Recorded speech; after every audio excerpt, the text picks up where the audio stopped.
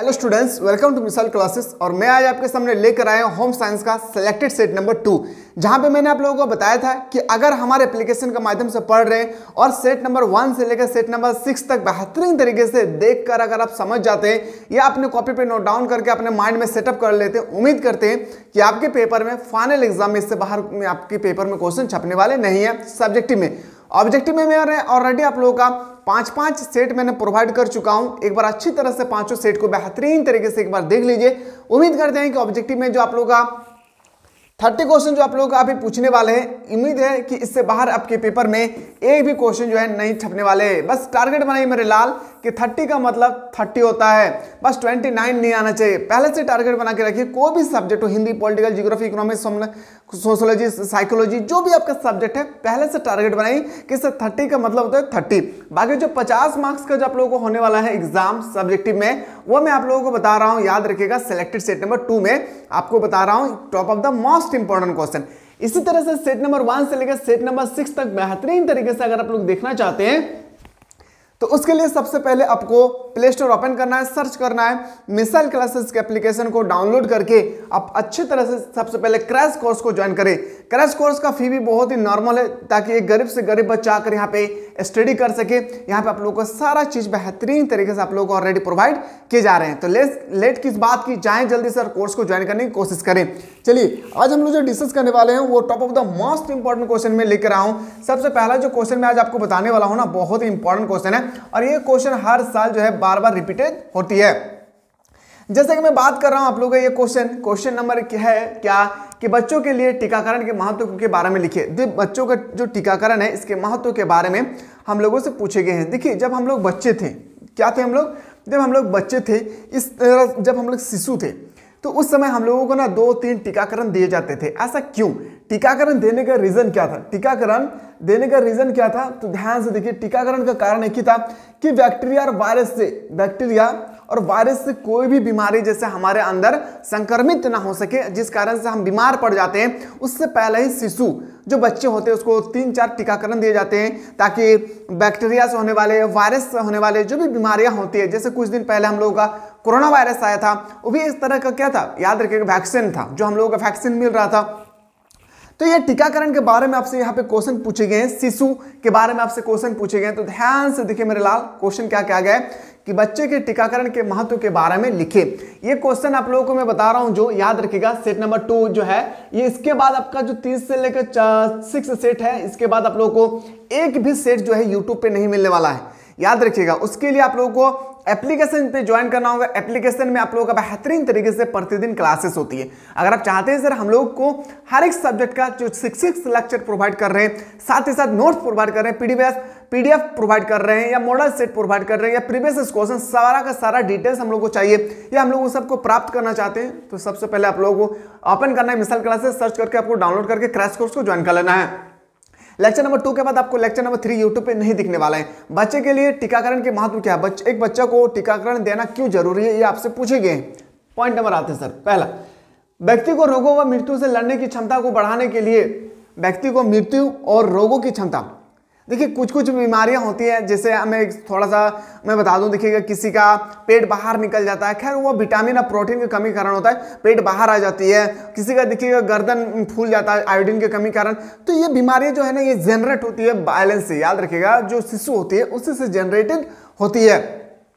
तो यहाँ पे यही कह रहा है कि व्यक्ति रोग व मृत्यु से लड़ने की क्षमता को बढ़ाने के लिए तथा संक्रमण रोगों के भयावह प्रवाह के लिए समय से ही प्रतिरक्षित करना या प्रतिरक्षण कहलाता है। मतलब कहने का मकसद है कि कोई भी व्यक्ति के पास मान लेते हैं कि कोई बीमारियां आने वाले हैं, कोई भी वायरस से हो, बैक्टीरिया से हो, कोई भी बीमारी उसके ऊपर हमला होने वाले हैं, उससे पहले उन्होंने वैक्सीन ले लिए हैं, विटामिन ले लिए हैं, कुछ भी ड्रॉप वगैरह ले लिए हैं, जिससे वो क्या हो गया, पहले से ही वो सुरक्षित हो गया। अब उसके अंदर में वायरस जाकर भी उसको कुछ कर नहीं सकते हैं। सेम टू सेम यहाँ पे वही बताया गया था पॉइंट नंबर 1 में। पॉइंट 2 में बताया गया था शैशव काल में शिशु में विभिन्न प्रकार के रोग पाए जाते हैं। जब छोटे छोटे बच्चे होते हैं तो देखिएगा आप, बच्चे बीमार पड़ जाते हैं और उसके अंदर में क्या होते हैं कि तरह तरह की बीमारियां पैदा हो जाती है। तो ठीक उसी लिए कह रहे हैं कि शैशव काल में जो बच्चे का जो समय अंतराल होती है, जन्म से लेकर मैं मान के चलो लगभग मान के चलिए 3 से 4 साल के बीच में, शैशव काल में शिशु में विभिन्न प्रकार के रोग पाए जाते हैं। सेसो काल के कुछ रोग जैसे हो गया हैजा, अतिसार, पैचिस, इन्फ्लुएंजा, बहुत डेंजरस बीमारी है इन्फ्लुएंजा, शीतलता, ठंडा हो जाता है, सूजन, स्किन जो है ना पूरा चिमड़ा हो जाता है, संक्रमण है। इसलिए रोगों से सुरक्षा के लिए नियमित समय पर, इसलिए इन सब रोगों से सुरक्षा पाने के लिए नियमित समय पर, इन सब बीमारी होने से पहले नियमित समय पर टीका लगवाना वह दूध बच्चों को बीमारियों से बचाता है, क्योंकि उसमें रोगाणु के प्रवेश होने की संभावना नहीं होती है। अगर टीका लगा लेते हैं तो अब इन सब बीमारियों से बच्चों को, जो शिशु होती है ना शिशु, वो बच जाते हैं इन सब बीमारियों से। इसलिए माता का दूध बच्चे के लिए अमृत माना जाता है, और इसलिए जो है माता को दूध क्या होती है, बच्चों के लिए अमृत माना जाता है, जैसे हम लोग बोलते हैं ना। और सर्वोत्तम आहार है, और सर्वोत्तम क्या है, आहार है। अतः बच्चों के लिए माता का दूध एवं समय पर टीकाकरण बहुत जरूरी है। समय समय पर बच्चों को जब भी भूख लगे, उनको दूध की आवश्यकता होती है, उस समय हमें दूध देना चाहिए। साथ ही साथ जो है हमें बच्चों को क्या देना चाहिए, टीकाकरण, जो समय के अनुसार होना चाहिए। टीकाकरण एक बच्चों के लिए बहुत ही इंपॉर्टेंट है मेरे लाल। जिस तरह से आप देख रहे हैं यहाँ पे डॉक्टर टीकाकरण दे रहे होंगे बेहतरीन तरीके से, बच्चा सो रहे होंगे। एक जमाना था जब हम लोग भी ऐसे थे। आते हैं सर क्वेश्चन नंबर 2 पे आते हैं कि समाजीकरण के कौन कौन से लक्षण है। जो समाजीकरण है इसके कौन कौन से लक्षण है, ये हम लोगों से पूछे गए बेहतरीन तरीके से। अब मैं बता दूं आप लोगों का समाजीकरण के बारे में अगर आपसे पूछे जाए तो सबसे पहले आपको डिफिनेशन देना है कि सामाजिक विकास का अर्थ है क्या। सोशलिज्म डेवलपिंग का मीनिंग क्या है कि जिस समाज में बच्चा रहता है, कोई भी समाज में, जिस समाज में बच्चे रहते हैं उसे समाज के अनुसार अपने व्यवहार को ढाने की बच्चा की क्षमता है। और जिस समाज में वो रहते हैं उस समाज के रहन सहन खान पान से रिलेटेड होते हैं वो बच्चे, ठीक है। अगर वो मुस्लिम कैटेगरी से रिलेटेड है तो मुस्लिम समाज के जो भी नियम कानून वगैरह है सबको वो फॉलो करते हैं, जिसे हम लोग कल्चरल बोलते हैं, संस्कृति बोलते हैं। अगर वो हिंदू परिवार से है तो हिंदू के जो भी कल्चरल होती है, संस्कृतिकरण होती है, सारा का सारा वो फॉलो करते हैं, बचपन से ही वो फॉलो करते हैं। सामाजिक विकास से ही सामाजिकरण आरंभ होता है, और सामाजिक विकास से ही जो है सामाजिकरण का आरंभ होता है। सामाजिकरण यह प्रक्रिया है जिसमें बच्चा खाना, बोलना, खेलना सीखता है। बच्चा जो है सबसे पहले खाना, बोलना और खेलना सीखते हैं। इसका अर्थ अपने समूह के साथ अच्छा व्यवहार करना भी है, और इसके साथ आप किसके साथ रह रहे हैं उसके व्यवहार भी इसमें काफी ज्यादा मायने रखे जाते हैं। समझ में आ रहा है जी, कोई तो दिक्कत नहीं है ना। चलिए, व्यक्ति के सामाजिक वातावरण में जीवन यापन करने की स्थिति को ही सामाजिकता कहते हैं। सामाजिकता के विभिन्न गुण हो सकते हैं जो निम्नलिखित है। सामाजिकता के एक एक करके बेहतरीन तरीके से सभी गुणों को हम लोगों को देखना है। अब पॉइंट नंबर 1 पे क्या गुण है, सामाजिकता की स्थिति में लोगों को जीवन यापन और पालन पोषण अच्छे ढंग से होता है। सामाजिकता की स्थिति में जब छोटे बच्चे होते हैं उसके खाना पीना या उसका रहन सहन या पालन पोषण बहुत ही अच्छे ढंग से किए जाते हैं। पॉइंट 2, सामाजिक वातावरण में, सामाजिकता वातावरण में रहने से बच्चे और अन्य व्यक्तियों का शारीरिक, बौद्धिक, शैक्षणिक विकास होता है। पॉइंट नेक्स्ट, सामाजिकता की स्थिति रहने से मनुष्य अपनी आवश्यकताओं की पूर्ति सदा करते रहते हैं, जिससे उनका जीवन नियत क्रम से चलता रहता है। नियत क्रम धीरे धीरे चलते रहते हैं। सामाजिकता में लोगों के बीच प्रेम और भाईचारा की स्थिति बनती है। और सामाजिकता में जब हम एक समाज में रहते हैं, जब ग्रुपिंग में रहते हैं, तो इस तरह से हमारा भाईचारा और प्रेम जो है बढ़ती जाती है। लोगों के बीच सहयोग और सामंजस्य बना रहता है। सामंजस्य मतलब होता है कॉम्बिनेशन बना रहता है। लोगों के बीच में हमें सहयोग, हमें कोई भी चीज़ की आवश्यकता होती है तो वो हमें हेल्प करते हैं, और हम लोग इस तरह से एक सामंजस्य मतलब होता है कि कॉम्बिनेशन में हम लोग बंधे हुए रहते हैं। अगला प्रश्न देखते हैं सर। अगला प्रश्न आपसे पूछे गए हैं कि समैतिक बाल विकास परियोजना क्या है, इसके लक्षण समूह कौन कौन से हैं, समझिए। समन्वित बाल विकास योजना क्या है, समंजस बाल विकास योजना ICDS 6 वर्ष तक की उम्र के बच्चों, गर्भवती महिलाओं तथा स्तनपान कराने वाली महिलाओं को स्वस्थ पोषण एवं शैक्षणिक सेवाओं की कृति पैकेज प्रदान करने की योजना है। ये जो योजना आप लोग देख रहे होंगे, कौन सी योजना सर, समेकित बाल विकास योजना। क्या है, समेकित बाल विकास योजना। ये किसके लिए है, तो जो गर्भवती महिलाएं होते हैं, गर्भवती महिला के साथ साथ जो स्तनपान, जो छोटे छोटे बच्चों को स्तनपान कराते हैं, दूध पिलाते हैं, साथ साथ जो 6 वर्ष तक की उम्र के बच्चे होते हैं, गर्भवती महिलाओं, 6 वर्ष के बच्चे मतलब उम्र 6 साल से नीचे होना चाहिए। गर्भवती महिलाओं तथा स्तनपान कराने वाली महिलाओं को स्वस्थ पोषण स्वस्थ एवं हेल्दी खाना पीना होना चाहिए तथा शैक्षणिक सेवाओं की कृति पैकेज प्रदान करने की योजना है। सरकार का यह अधिनियम है कि सरकार छोटे छोटे बच्चों को, जैसे देखिए आंगनबाड़ी में देखिए हर साल महीना में देखिएगा कुछ पैकेट देते होंगे, ठीक है, जो सही देना चाहिए वो गलत दे रहा है, क्योंकि देखिए जब बच्चों को दे रहे हैं तो सही पैकेज, सही जो इसमें प्रोटीन विटामिन वगैरह बेहतरीन तरीके से वो प्रोवाइड करना चाहिए, बल्कि ऐसा सरकार नहीं करती है। आगे देखते हैं कि महिला और बाल विकास मंत्रालय के अंतर्गत 1975 में प्रारंभ की गई योजना के द्वारा आंगनबाड़ी भवनों CDPO कार्यालय एवं गोदाम के लिए ऋण प्रदान किया जाता है, जो बच्चों को आंगनबाड़ी के तौर में देखिएगा देते रहते हैं, या प्रेगनेंसी जो महिलाएं होती है उनको भी डोनेट करते हैं कुछ अच्छे पोषण। बच्चे के स्वस्थ व उच्च जीवन स्तर के लिए उन्होंने रोग मुक्त रखना उसका मुख्य उद्देश्य है। किसको? सरकार का मुख्य उद्देश्य है। सरकार का उद्देश्य कि सरकार का एक प्रमुख उद्देश्य यह है कि जिम्मेदारी है सरकार का कि 6 वर्ष से कम उम्र के बच्चे जो स्तनपान करा रहे हैं वो महिलाएं, और जो गर्भवती महिलाएं वो 3 ऐसे जगह याद रखिएगा जहां पे सरकार का दायित्व है कि इन सबों को सही तरीके से पोषण, प्रोटीन, विटामिन वगैरह पहुंचाया जाए। इसके निम्नलिखित लक्षण है। पॉइंट नंबर 1, लक्षण नंबर 1, वर्ष 0 से 6 वर्ष तक के बच्चों के स्वास्थ्य तथा आहार में सुधार होता है। पॉइंट नंबर 2, बच्चों के मनोवैज्ञानिक मनोवैज्ञानिक शारीरिक विकास की नींव रखना। शारीरिक मतलब जैसे कोई भी देखिए बीमारी छोटे से ही पैदा होती है, किसी को देखिए लार टपक रहा है, कोई अंधा हो जा रहे हैं, तो ये सब सरकार की देखरेख है, सरकार को देखना चाहिए सब जो 6 वर्ष से कम उम्र के बच्चे हैं। पॉइंट नेक्स्ट है कि कुपोषण बहुत इंपॉर्टेंट बीमारी है। कुपोषण मेरे लाल बहुत ही इंपॉर्टेंट है। एक मैरास्मस और कुपोषण बहुत ही बीमारी खतरनाक है। कुपोषण मृत्यु, अस्वस्थता व स्कूल छोड़ने की दर में कमी लाना, बच्चे की सामान्य स्वास्थ्य एवं आहार संबंध आवश्यकताओं के बारे में माताओं को जागरूक करना। तो इस तरह से इसका जो दायित्व है ना, इस सरकार के ऊपर दायित्व होती है, सेंट्रल गवर्नमेंट के ऊपर दायित्व होते हैं, और वो जो है अलग अलग स्टेट जो होती है, जैसे झारखंड में मान के चलो तो झारखंड का जो भी अध्यक्ष है किसका, ICDS का, उनका दायित्व है कि झारखंड के जितना भी छोटे छोटे डिस्ट्रिक्ट है, डिस्ट्रिक्ट के अलावा उसके गांव पे है, गांव के प्रखंड के अलावा गांव पे, तो गांव स्तर पे जितना भी ग्रामीण क्षेत्र में आंगनबाड़ी है उन सब में बेहतरीन तरीके से इन सब को उपलब्ध कराया जाए ताकि ये लोग स्वस्थ रह सके। अगला क्वेश्चन पे आते हैं। अगला प्रश्न है कि उचित विनियोग के मार्गदर्शन के बारे में लिखिए। उचित विनियोग के मार्गदर्शन के बारे में आपसे कह रहे हैं कि बचत तथा निवेश की गई योजना ये आयकर टैक्स जिसे हम लोग बोलते हैं क्या, टैक्स करदाता के लिए उपयोगी सिद्ध हुई है। यह उस परिवार पर निर्भर करता है कि वह बचत व पूंजी निवेश की किस विधि का चयन करता है। विशेष रूप से आयकर दाता के लिए निम्न 2 विधि अपनाई जाती है। कितने विधि?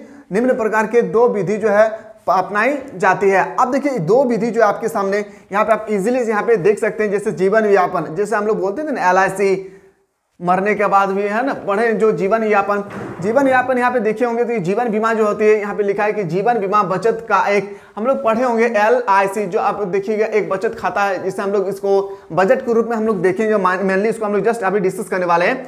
जीवन बीमा बचत का एक ऐसी साधन है जो व्यक्ति विशेष या उसके परिवार को आर्थिक संरक्षण प्रदान करती है। देखिए हम लोग पूरा महीना में जो भी बैलेंस कमाते हैं उसको क्या करते हैं, बेहतरीन तरीके से उसमें मान लेते हैं कि मैं एग्जांपल में बता रहा हूं कि मेरे पूरे दिन भर का सैलरी कितना है, मैं मान के चलता एग्जांपल में बता रहा हूं आप लोगों को। एग्जांपल समझिए, मैं मान के चलता मेरा सैलरी एक दिन का 300 रुपया है, तो मैं अगर 30 दिन में कंटिन्यू काम करूं तो मेरा 9000 रुपया पैसा होगी। लेकिन 9000 जो है ना हमारे पूरे परिवार के लिए जो है खर्च नहीं होता है। इस खर्च को मैं मान के चलूं कि एग्जांपल में मान के चलूं कि आज 6000 रुपये आपका खर्च हो रहा है, तो ये 3000 जो बच रही है, 3000 को आप अलग अलग कामों पे निवेश करते हैं। इसी में से आप देखिएगा कि आपके बचत खाता में भी आप जमा करते हैं, जैसे हम लोग बोलते हैं LIC या कुछ और भी सरकार की योजनाएं होती है जहां पे हम लोग पैसा, जैसे अभी देखिए प्रेजेंट टाइम में देखिएगा म्यूचुअल फंड आया है, उसमें भी लोग जो है पैसा इन्वेस्ट करते हैं ताकि ये पैसा जो है ना भविष्य की सुरक्षा के लिए हमारे परिवार को अदा करेगी। जैसे यहाँ पे आप लोगों को मैं बता रहा था, यहाँ पे ध्यान देंगे आप लोग, इसमें निश्चित अवधि के लिए निश्चित धन का बीमा कराया जाता है। एक फिक्स डिपॉजिट होता है, आप लोग देखे होंगे, आप लोग भी करते होंगे। निश्चित अवधि की समाप्ति व पर स्वयं बीमेदार को या बीमेदार की मृत्यु होने पर उसके द्वारा नियुक्त उत्तराधिकारी को वह निश्चित राशि मिल जाती है। अब मान के चलिए कि मेरा नाम पे मेरा LIC है और मैं किसी दिन मान लेते हैं कि मेरे नाम पे LIC चल रहा है और ये LIC में फिक्स डिपॉजिट किया हूँ, मान के चलिए कि 1 लाख रुपया, और ये 1 लाख रुपया डिपॉजिट करने के बाद क्या होता है कि मेरी मृत्यु हो जाती है, तो ये पैसा किसको मिलेगी? तो कहा जाता है कि जिसको आप देखिएगा बैंक में जाके देखिएगा कि निमोनी जिसको हम लोग रखते हैं मेरे मरने के बाद जिसको पैसा मिलेगी, तो ये कुछ दिनों के बाद ये पैसा आपको रिफंड कर दिए जाते हैं। जो आपके घर के सदस्य होते हैं, आप जिसको अपने बैकअप में रखे थे उनको वो पैसा लौटा दिया जाता है। ठीक है, ये सरकार की एक अच्छी योजनाएं हैं। उसके बाद यहाँ पे देखिए भारतीय आयकर अधिनियम के अनुसार भारतीय आयकर जो टैक्स विमान होते हैं, जो टैक्स का मुख्यालय होता है, वहाँ पे भी एक नया नियम बनाया गया था। भारतीय आयकर अधिनियम के अनुसार बीमेदार को यह सुविधा है कि वह अपनी आय का विशेष भाग जीवन बीमा प्रीमियम के रूप में देता है, उस पर उसे आयकर नहीं देना पड़ेगा, मतलब वहाँ पे उनका टैक्स नहीं देना पड़ेगा। एग्जाम्पल कहने का मकसद ये है कि आप जो पैसा यूज कर रहे हैं, आपका बीमा जैसे LIC में आप जमा कर रहे हैं, तो सरकार उस LIC पर जो भी आपका पैसा बढ़ रहे हैं, घट रहे हैं, कुछ भी हो रहा है, घटेगा तो नहीं, बढ़ेगा ही है, तो वो पैसा जो है ना सरकार आपसे वो आप करोड़ों रुपया अगर आप LIC करेंगे तो वहां पे आप लोगों को जो है टैक्स जो है नहीं लेगी सरकार। ये सरकार का ये नियम है, ठीक है, आयकर विभाग की तरफ से। पॉइंट नंबर 2 आते हैं भविष्य निधि योजना। बहुत इंपॉर्टेंट है जो भविष्य निधि योजना है, बहुत ही इंपॉर्टेंट है, समझिए इसको आप। यहां पे बताया गया है कि भविष्य निधि योजना के यह नौकरी करने वाले व्यक्तियों के लिए अनिवार्य योजना है। ये भविष्य के लिए जो होती है ना, जो भविष्य एग्जांपल मैं बता दूं, हम लोग जिसे इंग्लिश में बोलते हैं ना पीए हम लोग बोलते हैं ना, पीए हम लोग को देखिए मान लेते हैं कि मेरा सैलरी 30,000 का है, पीए काट रहा है 3,000 रुपया का, तो यहाँ पे यही कह रहा है कि भविष्य निधि योजना जो हम लोग संक्षिप्त रूप से रखा जाता है, जो खास करके जो सरकारी नौकरीदार होते हैं ना, उनको उनके सैलरी से ऑलरेडी काट लिए जाते हैं, काटने के बाद ही उनको सैलरी प्रोवाइड किया जाता है। यह नौकरी करने वाले व्यक्ति के लिए अनिवार्य योजना है। इसके अंतर्गत प्रतिमाह वेतन में से एक निश्चित राशि भविष्य निधि में जमा करती है, और जब आप रिटायर हो जाते हैं तो वह पैसा फिर आपको लौटा दिया जाता है, पेंशन के रूप में हो या आपको एक ही बार में देकर लौटा देते हैं, जमा करवा दी जाती है। आवश्यकता पड़ने पर विभिन्न उचित कार्य जैसे विवाह, अगर उस समय मान लेते हैं कि आप जो पीए आपका पैसा जो कट रहा है, अगर आपको जरूरत पड़े तो सरकार आपको देगी, उसके लिए आपको एक एप्लीकेशन अप्लाई करना होगा, सरकार आपको वो पैसा देगी, लेकिन किस चीज पर देगी वो ध्यान दीजिए। पहला आपका विवाह होना चाहिए, रीजन में बता रहा हूं, कारण पहला विवाह, शिक्षा, घूमने आदि के लिए 3 माह के वेतन जितनी राशि ऋण के रूप में मिल सकती है, जिसका भुगतान कर्मचारी आसान किस्तों में करती है। अब आते हैं राष्ट्रीय बचत क्या है, समझिए राष्ट्रीय बचत क्या होती है। सो नेशनल सेविंग सर्टिफिकेट क्या है? यह भारत सरकार द्वारा चलाई गई एक महत्वपूर्ण बचत योजना है। ये किसके द्वारा चलाई गई? भारतीय द्वारा, याद रखिए भारतीय, यहाँ पे ध्यान दीजिएगा, भारतीय सरकार द्वारा, सरकार को द्वारा, इंडियन गवर्नमेंट जो होती है ना, याद रखिए किसमें? इंडियन गवर्नमेंट आईजी के द्वारा एक नया नियम चलाया गया था जिसे हम लोग बोलते हैं राष्ट्रीय बचत। यहाँ पे बताया गया कि कोई भी भारतीय अपनी इच्छा अनुसार वह सर्टिफिकेट खरीद सकता है, कोई भी सर्टिफिकेट आप इच्छा अनुसार खरीद सकते हैं। मैं एग्जांपल थोड़ा बता दूं, मैं आईटीआई नहीं किया हूं, मैं एग्जांपल बता रहा हूं, पर मुझे आईटीआई के सर्टिफिकेट चाहिए तो देखिएगा, बल्कि नहीं देना चाहिए, वो आप पैसा दीजिएगा तो फिर वो आईटीआई के आपको घर बैठे फिर आपको सर्टिफिकेट भी दे देंगे, ठीक है। तो यहाँ पे आपसे बताया गया कि यह निश्चित धनराशि और निश्चित अवधि की समाप्ति कर क्रेता को ब्याज सहित मूलधन वापस मिल जाता है, विनियोग की गई राशि पर आयकर से छूट का लाभ मिलता है। इस तरह से आप अच्छी तरह से एक बार देखिएगा कि आप सोचते होंगे कि जो हम लोगों का होम साइंस है, HS होम साइंस, आप बहुत सारे स्टूडेंट जो लिए होंगे ये सब्जेक्ट, आप सोचते हैं कि सर हार्ड सब्जेक्ट है। नहीं मेरे लाल, देखिए इसमें सबसे पहली बात होती है ना कि जो पढ़ा रहे हैं आपको समझाने वाला बेहतरीन तरीके से होना चाहिए। अगर आपको समझाने वाला सही तरीके से मिल जाएगा ना तो इकोनॉमिक्स जैसे सब्जेक्ट को भी आपको अच्छी तरह से समझ सकते हैं। देखिए देखा जाए आर्ट्स का सबसे टॉपिक्स जिसको हम लोग सब्जेक्ट बोलते हैं वो होता है इकोनॉमिक्स, क्योंकि इकोनॉमिक्स में पूरा का पूरा लैंग्वेज जो है ना चेंजिंग होता है। आपको इकोनॉमिक्स आंसर की जो होती है आपको इकोनॉमिक्स के लैंग्वेज बेस में ही आप लोगों को लिखना होगा। लेकिन ये जो टॉपिक है ये बिल्कुल हमारे बॉडी पर रिलेटेड है, हमारे बजट से रिलेटेड है, हमारे फाइनेंशियल से रिलेटेड। ये जो चीजें होती है जिसे हम लोग बोलते हैं होम साइंस, बहुत ही इजी टॉपिक है। अगला क्वेश्चन है कि सूती कपड़े के 4 गुण के बारे में बताएं।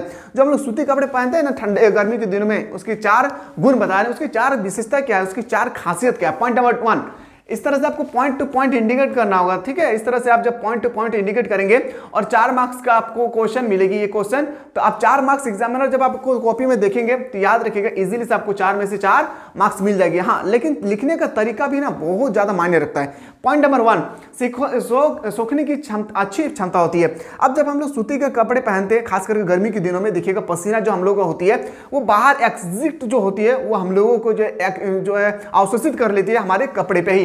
ये पहला खासियत है। पॉइंट नंबर 2, विरंजन हो जाता है। विरंजन मतलब ये कपड़ा जो है तुरंत भी सूख जाते हैं। अगला प्रश्न है कि तापमान के उतार चढ़ाव तथा घर्षण को सहने की क्षमता होती है। अब सूती के कपड़े जब आप पहनेंगे या पहने होंगे तो देखिएगा जो तापमान होती है ना, कभी देखिए 46 डिग्री जो काफी ज्यादा गर्मी होती है, और ऐसा भी दिन होता है जहां पे हम लोगों को 10 डिग्री ठंडी के दिनों में भी रहता है। तो इन दोनों मौसम पे हमें सूती कपड़ा काफी ज्यादा यूजफुल होती है हमारे बॉडी के लिए। पॉइंट नंबर नेक्स्ट, देखिए एक लाइलन का कपड़ा, देखिए हम गर्मी के दिनों में लाइलन का कपड़े नहीं पहन सकते हैं, इसलिए यहाँ पे खासियत बताया जा रहा है सूती के कपड़े। ठीक है, और सूती के कपड़ा का सबसे बड़ा फैक्ट्री अगर आपसे कहा जाए तो अहमदाबाद, ये भी आपको याद रखना है। पक्के रंगों में रंग जाना, और पक्के रंगों में रंग जाना जैसे सब्जियों से प्राप्त रंगों को छोड़कर आसानी से घुलना। ठीक है, तो इस तरह से आपके सूती कपड़े का 4 लक्षण बताए गए। अब हम लोग डिस्कस करेंगे बजट क्या, व्हाट इज बजट। मैं बता दूं, बजट जो शब्द है याद रखिएगा, जिसका अर्थ होता है सिंपल सा भाषा में बजट का शाब्दिक अर्थ होता है या चमड़े का थैला। बजट शब्द लिया गया है, याद रखिएगा, ग्रीक शब्द जिसका नाम है क्या, बुगेट। बुगेट शब्द से ही बना है बजट, और बजट का जो अर्थ होता है चमड़े का थैला। इसको आप लोग कॉपी पे आप जस्ट नोट डाउन करिए, क्योंकि ये क्वेश्चन आपके ऑब्जेक्टिव में पूछे जाएगा, चाहे आप इकोनॉमिक्स लिए हैं या सोशियोलॉजी लिए हैं या आप लोग होम साइंस लिए हैं। बजट का अवधि जो होती है मेरे लाल, समझिए मेरे प्यारे, बजट का जो अवधि होती है वो होता है 31 मार्च। क्या होता है? 31 मार्च, और से होता है 1 अप्रैल। क्या होता है? 1 अप्रैल। इसको आप लोग एक बार नोट डाउन करिएगा, ये पूरे साल भर का लेखा जोखा होता है। अब ये पेश कौन करता है? Finance minister. याद रखिए, क्या? फाइनेंस मिनिस्टर, जिसे हम लोग बोलते हैं क्या, याद रखिएगा, वित्तीय मंत्री। इसको भी आप लोग अपनी कॉपी पे नोट डाउन करिए, क्योंकि ऑब्जेक्टिव में कहीं से भी क्वेश्चन पूछा जा सकता है। तो चलिए हम लोग देखते हैं कि बजट ऑलरेडी है क्या। बजट के बारे में मैं आप लोगों को इकोनॉमिक्स में बेहतरीन तरीके से मेरे लाल आपको समझाया था। How many type of budget, there are 3 type of budget, मैंने आपको बताया था ये सब के बारे में। ठीक है, ये क्वेश्चन मैंने आप लोगों को शायद लेक्चर नंबर 1 में भी आप लोगों को मैंने ऑलरेडी प्रोवाइड कर चुका हूं कि बजट क्या है, how many type of budget. वहां पे जाकर आप लोग एक बार अच्छी तरह से देख लीजिएगा लेक्चर नंबर 1, जो भी एप्लीकेशन के माध्यम से पढ़ रहे हैं। और जैसे ही क्लास एंड होगी आप लोगों का जस्ट मैं पीडीएफ भी आप लोगों को प्रोवाइड कर दूंगा, वहां से जाकर आप अच्छी तरह से प्रिपेयर कर सकते हैं। देखिए, व्हाट इज फीवर, जो हम लोग ज्वर होता है ना, ज्वर जिसे हम लोग देहाती भाषा में ज्वर बोलते हैं, आप हिंदी लैंग्वेज में देखा जाए तो बुखार इसे बोलते हैं। तो ज्वर क्यों होता है? देखिए, जब किसी व्यक्ति के शरीर द्वारा उत्पादित और निष्कासित ताप में, याद रखिएगा, बुखार होने का सबसे मेन प्रॉब्लम क्या है मेरे लाल, समझिएगा, कि जब कोई भी बॉडी हो, ह्यूमन बीइंग का कोई भी बॉडी हो, जब उसमें क्या होती है, याद रखिएगा, तापमान में नियंत्रण नहीं होती है। जैसे हमारे बॉडी का तापमान कितना होती है मेरे लाल, समझिए 37 डिग्री सेंटीग्रेड। याद रखिएगा मेरे लाल, क्या होता है? 37 डिग्री सेंटीग्रेड। अगर इसमें थोड़ा सा भी छेड़खानी हुआ, मान लेते हैं कि हो गया 42, या मैं बता दूं आप लोगों का हो गया है 35, अगर इस तरह से बैलेंस अगर नहीं होती है, और यह हमारे बैलेंस करने वाला जो होता है हमारे बॉडी में एक ग्रंथि है जिसे हम लोग बोलते हैं हाइपोथैलेमस, जो ब्रेन में होती है। हाइपोथैलेमस हमारे बॉडी का पार्ट्स को, सभी पार्ट्स को जो है कंट्रोल करती है, जिससे हम लोग बोलते हैं, याद रखिएगा लाल, क्या कि याद रखिएगा वो ब्रेन का क्या होता है, जो ब्रेन को हम लोग कंट्रोल करती है। ठीक है, जब व्यक्ति के शरीर द्वारा उत्पादित और निष्कासित ताप में संतुलन नहीं रहता है और सामान्य से अधिकतम की स्थिति हो जाती है, कम हो या ज्यादा हो, ये टेम्परेचर कम हो या ज्यादा हो, तो ऐसी स्थिति को ज्वर कहते हैं। इसी स्थिति को हम लोग बीमार या नहीं कहते हैं, बुखार कहते हैं। क्या कहते हैं मेरे लाल, समझिएगा, ऐसी स्थिति को हम लोग क्या कहते हैं, बुखार कहते हैं। तो ये सब नोट डाउन करते रहिएगा, मेरा मुंह देखने से कुछ नहीं होने वाला है। ठीक है, उपभोक्ता समस्या से आप क्या समझते हैं? जैसे मैं मान के चल रहा हूं, मैं एक दुकानदार नहीं हूं, मैं एक क्रेता हूं, अब बेचने वाला कोई और होगा। ठीक है, मान लेते कि आप बेच रहे होंगे, या तो मैं एग्जांपल दे रहा हूं कि मैं बेच रहा हूं, आप खरीदने के लिए मेरे पास आ रहे हैं। उपभोक्ता किसे कहते हैं, मैंने इकोनॉमिक्स में बेहतरीन तरीके से समझाया था। समझिए, उपभोक्ता समस्या का तात्पर्य विक्रेता द्वारा उपभोक्ताओं के साथ की जाने वाली बेईमानी से होती है। उपभोक्ता समस्या जो होता है, समस्या, प्रॉब्लम क्या होता है? देखिए, जब हम लोग दूध लेने के लिए जाते हैं तो पानी मिला देते हैं, या मैं कोई जब अच्छे क्वालिटी का तेल खरीदने के लिए जाता हूं तो डुप्लीकेट दे देते हैं, या देखिएगा ऊपर में लैपिंग लगा देते हैं। लैपिंग जो हम लोग बोलते हैं ना, 2 नंबर माल लाकर वो 1 नंबर माल बनाने के लिए वो लैपिंग कर देते हैं। तो ये उपभोक्ता की समस्या है, ये उपभोक्ता के पास धोखेबाज होता है। क्यों पता है धोखा होता है? क्यों? क्योंकि ये तो सोच कर जाते हैं कि मुझे प्योर मिलेगा, शुद्ध मिलेगा, लेकिन वो क्या करते हैं, जो विक्रेता होते हैं वो कुछ ना कुछ मिलावट कर देते हैं। यही होता है उपभोक्ता का क्या होता है, प्रॉब्लम। उपभोक्ता का तात्पर्य विक्रेता द्वारा उपभोक्ता के साथ की जाने वाली बेईमानियों से है। इसमें मिलावट वस्तुओं पर अपूर्ण लेबल, मैंने अभी जस्ट बताया लैपिंग जो होती है, दोषयुक्त मापन शामिल है। और 1 लीटर में पेट्रोल लेने के लिए गया, क्या लेने के लिए? 1 लीटर पेट्रोल लेने के लिए गया। अब जो मापने वाले थे उसका देखिए, जो लीटर का जो मापने वाला होता है उसमें ओनली फॉर देखिए 800 मिलीलीटर था। क्या था? 800 ml के मान के चलता हूं।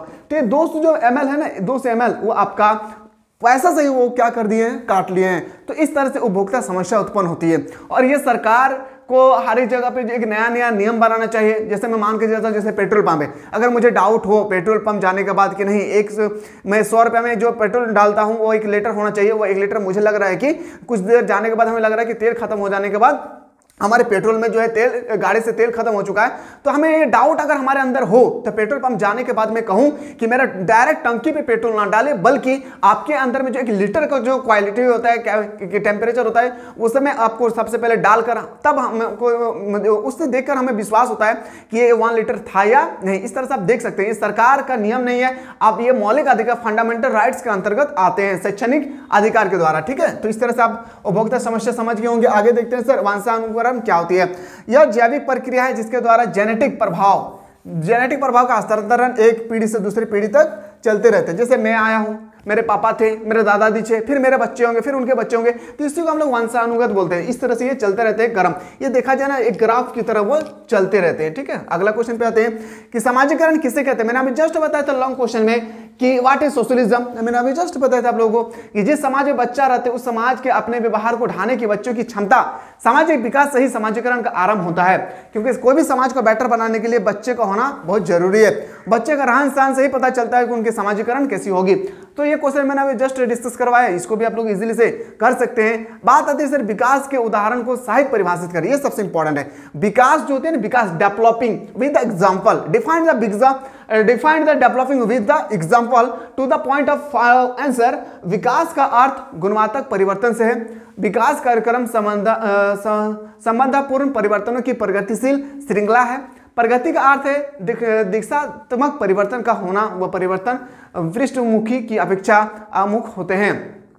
परिवर्तन श्रृंखला की वह अवस्था है जिसमें बच्चे का भ्रूण अवस्था से लेकर प्रौढ़ अवस्था, भ्रूण अवस्था मतलब जो मां के पेट में होती है तब से लेकर बूढ़े अवस्था तक, क्या होता है, बूढ़े अवस्था तक गुजरता है, विकास कहलाती है। इसी को हम लोग विकास कहते हैं। ठीक है, विकास सामान्य प्राप्ति से विकास मतलब मैं पूरा पैसा कमा रहा हूं, ये विकास नहीं है। विकास का सबसे अगर मेन मुद्दा है कि जब भी कोई बच्चे पेट में होते हैं उनका तब से लेकर उनके मृत्यु पोजीशन तक, मतलब उसके बूढ़े पोजीशन तक वो किस तरह से समाजीकरण में रह रहे हैं, किस तरह से विकास कर रहे हैं, इसी को हम लोग बोलते हैं डेवलपिंग। ठीक है, तो ये आप लोगों का क्वेश्चन था मेरे लाल।